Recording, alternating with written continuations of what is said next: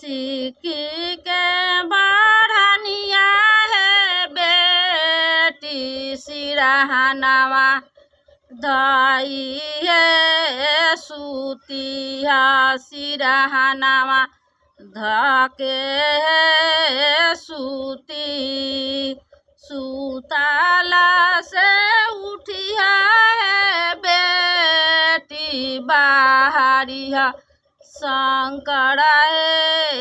गलिया बाहरिया शंकर गली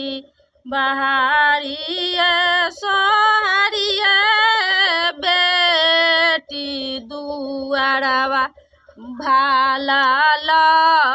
लगइहा दुआरवा भाला लगई ओही पर जाला बताई है बेटी लवंगिया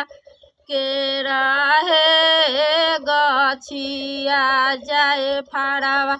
के रहे गछी सब बड़ी अतिया हो पापा लवंगिया तोरी हो खलवा लवंगिया तोरी हो खलवा।